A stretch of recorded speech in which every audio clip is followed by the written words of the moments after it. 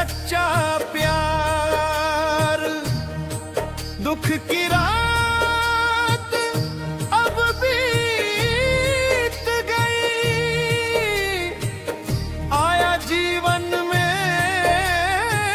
नया उजियार।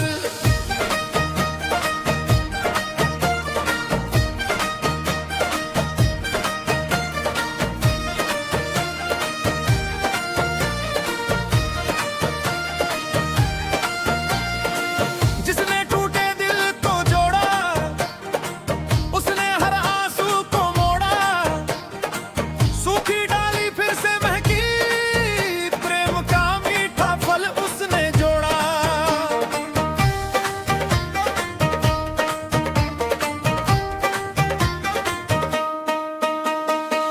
आओ मिलकर जय जय गाए, यीशु का नाम जग में फैलाए। धरती गाए, अंबर गाए, राजाओं के राजा को महिमा सुनाए। जब जब जीवन में आंधी आई, उसने अपनी बाह बढ़ाई, डूबती नैया किनारे लाई, हर मुश्किल से राह दिखाई। उसकी दया सागर से गहरी, उसकी ममता माँ से न्यारी।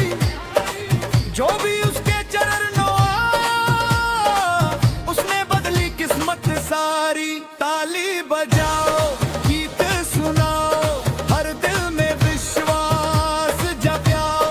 प्रेम का संदेश लेकर हर गांव तक पहुंचाओ। ना धन दौलत ना अभिमान, सबसे बड़ा है उसका नाम।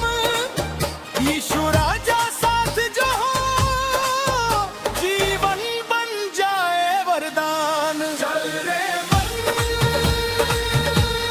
यीशु के द्वार, वही मिलेगा सच्चा प्यार। हर सांस बोले, हर दिल गाए, यीशु मेरा उद्धार। चल रे मन यीशु के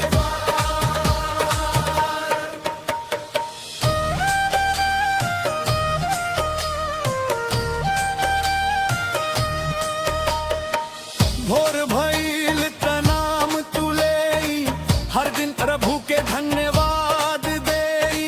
जवन सांस आज हम पवनी, ओहू में ओकर दया देखी। दुख के बदली चाहे छा जाओ, आंसू आंख से बहत रह जाओ। यीशु हाथ पकड़ लेते, जब डराइल मनो हसत बन जाओ। ना छोड़ी है वो बीच डगरिया, साथ चली है हर डगरिया। रेगिस्तान होकर के अंधियारा, रू बन जाले उजियारिया। जय जयकार सब मिल बोली, प्रेम के गंगा घर घर ढोली। हर गाँव हर टोला में आज यीशु के महिमा खुल के बोली। क्रूस पर जान दे दी ले, पाप के बोझा सब ले ली ले। इतना गहीरा प्रेम दुनिया में, कब मुँह के हु ना दे पवले। हाथ उठा के स्तुति करी, दिल से उनकर आराधना करी। राजा के राजा प्रभु हमार, जीवन भर बस सेवा करी।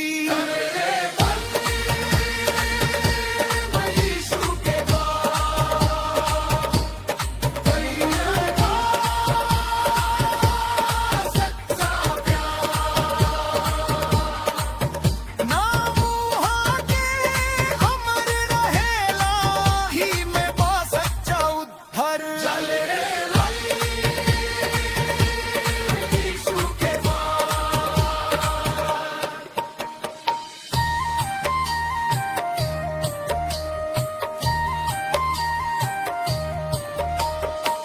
जब दुनिया साथ छोड़ देला, यीशु तब हाथ पकड़ लेला।